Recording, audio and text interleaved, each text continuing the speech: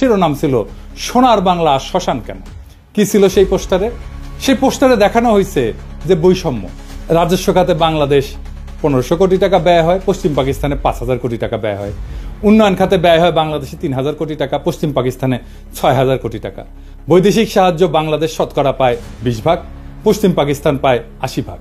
বৈদেশিক দ্রব্য আমদানি বাংলাদেশের শতকরা 25 ভাগ, পশ্চিম পাকিস্তান 75 ভাগ।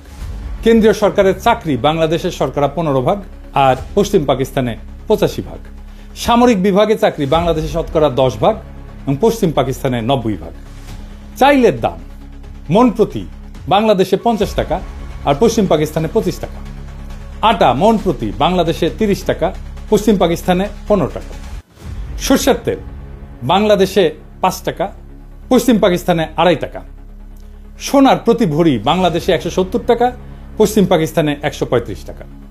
কি নিদারুণ বৈষম্য, তাই না? আসেন এটা আমরা খুলে দেখব, এটা আমরা বুঝে দেখব। 70 সালের নির্বাচনের সেই পোস্টারটা পরিকল্পনা করেন জনাব নুরুল ইসলাম এবং আঁকেন শিল্পী হাশেম খান।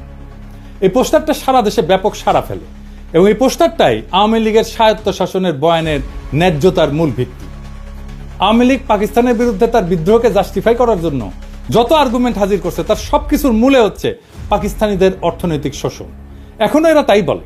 প্রাইমারি স্কুলের পাঠ্যপুস্তকের মধ্যেও এই পোস্টারটাকে ঢুকানো হয়েছিল এবং প্রায় সকলের মনেই ছোটবেলা থেকেই এইরকম একটা বদ্ধমূল ধারণা যে পাকিস্তান 23 বছরে অর্থনৈতিক প্রবঞ্চনা বাঙালিদেরকে বাধ্য করছে মুজিবের 6 দফা আন্দোলনকে সমর্থন করতে। সেই 6 দফা ছিল বাঙালি জাতির মুক্তির সনদ। 6 দফার ভিতরে 3টা দফাই ছিল পাকিস্তান থেকে পূর্ব বাংলাকে অর্থনৈতিকভাবে বিচ্ছিন্ন করার দফা। 70-এর নির্বাচনে নিরঙ্কুশ সংখ্যাগরিষ্ঠতা অর্জন করে আওয়ামী লীগ এবং তার ফলশ্রুতি সবার জানা। 60-এর দশকের শেষ দিকে পূর্ব বাংলার পত্রপত্রিকা ঘাটলেও এই অর্থনৈতিক শোষণ এবং বৈষম্যের বয়ানটাই মূল থিম হিসেবে লক্ষ্য করা যায়। যে কোনো বাংলাদেশিকে যদি আজকে জিজ্ঞেস করা হয় যে পাকিস্তানের বিরুদ্ধে বিদ্রোহ করার প্রধান যৌক্তিকতা কি, সে উত্তর দেয় পাকিস্তানিদের অর্থনৈতিক শোষণ। এর মানে আওয়ামী লীগের তৈরি করা বয়ান একদম শেকড় গেড়ে বসছে এদেশের বুকে। কারণ আওয়ামী লীগ যে ভুয়া অর্থনৈতিক বয়ান তৈরিতে পারদর্শী তাই প্রজন্মকে চোখে আঙুল দিয়ে দেখায় দেওয়া লাগবে না। বিগত 15 বছরে আমাদের সবার একদম চোখের সামনে আওয়ামী লীগ পরিসংখ্যান নিয়ে ভয়ঙ্কর কারচুপি করে মহা উন্নয়নের এক বয়ান তৈরি করছে, যেখানে বাস্তবতা হচ্ছে দেশের সব ব্যাংক এবং আর্থিক খাতকে লুটপাট করে নিঃশেষ করে ফেলা। কিছুদিন আগে বাণিজ্য উপদেষ্টা বলছে যে সব মিথ্যা পরিসংখ্যান দেওয়া হতো জিডিপি সহ। এটা এমন না যে এখন